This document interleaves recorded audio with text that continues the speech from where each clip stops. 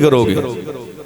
कोई दुकानदार तभी अपना सामान बेच सकता है जब तक उसको नॉलेज होती है कि मेरा सामान कौन सा कहाँ पड़ा हुआ है, इसकी कीमत क्या है, ये किस काम आता है। जब तक इसकी नॉलेज नहीं होगी तो हम कैसे अपना सामान बेच सकें। इसी प्रकार परमात्मा की अगर भक्ति करनी है तो परमात्मा के बारे में जानकारी होनी चाहिए। परमात्मा कैसा है, परमात्मा एक है या अनेक है, मंदिर में है, गुरुद्वारे में है, मस्जिद में है, कहाँ है, हर जगह है, इसके बारे में जानकारी होनी चाहिए।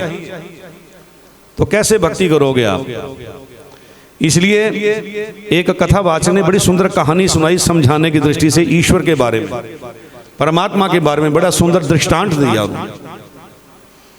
उन्होंने एक कहानी सुनाई कि एक व्यक्ति अपने घर से निकला, थोड़ी दूर गया, एक बहुत बड़ा मंदिर दिखाई दिया। वो व्यक्ति, वो भक्त मंदिर के अंदर चला गया और एक बहुत बड़ी मूर्ति दिखाई दी। मूर्ति, वो भक्त मूर्ति के आगे हाथ जोड़ करके खड़ा हो गया, आंखें बंद करके। थोड़ी देर में मूर्ति के अंदर से आवाज आती है। मूर्ति बोलती नहीं है, एक समझाने की दृष्टि से एक प्रसंग बनाए होते छोटे छोटे। तो मूर्ति के अंदर से आवाज आई कि हे भक्त, तू हाथ क्यों जोड़ रहा है? भक्त ने आंखें खोली, उस मूर्ति की तरफ देखा और कहने लगा कि आप तो भगवान हो, सभी लोग आपके दरबार में आते हैं, तो मैं भी आपके दरबार में आया हूं।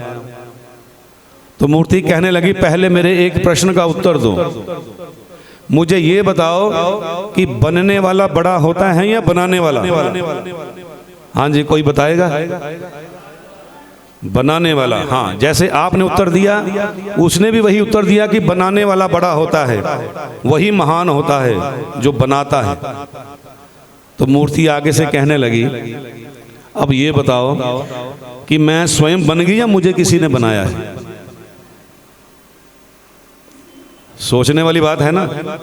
मूर्ति कह रही है कि मैं अपने आप बन गई या मुझे किसी ने बनाया है। तो वो भक्त कहता कि आपको तो किसी कलाकार ने बनाया, क्योंकि मूर्ति कलाकारी बनाते हैं ना, लोहे की, तांबे की, पीतल की, पत्थर की, अनेक प्रकार की मूर्तियां कलाकार बनाते हैं। उसने कहा कि आपको तो किसी ने बनाया है, किसी कलाकार ने।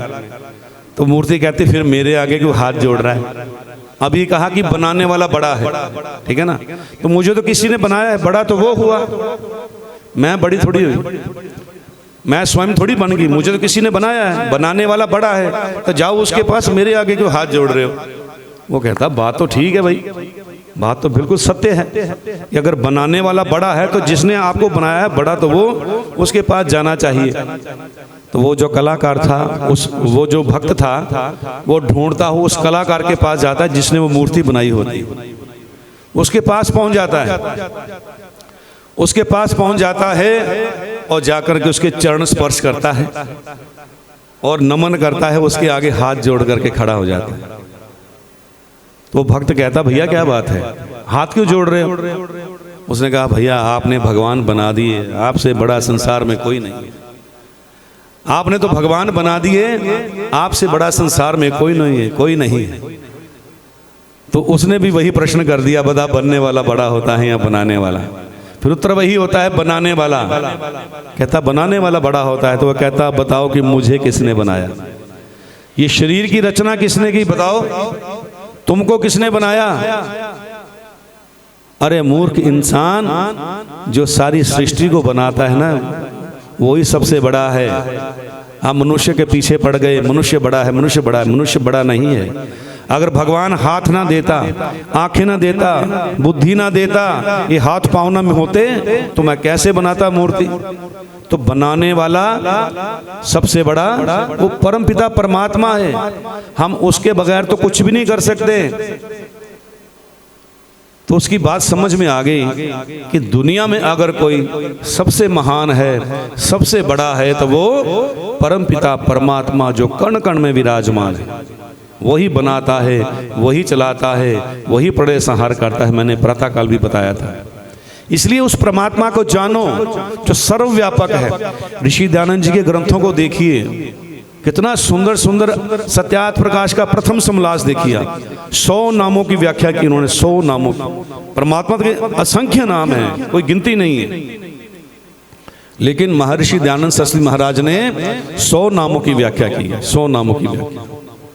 तो इसलिए आप जनरेटर बंद कर लो, मैं थोड़ी देर रुकता हूँ, ठीक है? अगर लाइट आ गई है, ठीक है? आप जनरेटर बंद करवा करके लाइट ऑन कर लो, मैं इसको बंद कर रहा हूँ सेटअप अपना।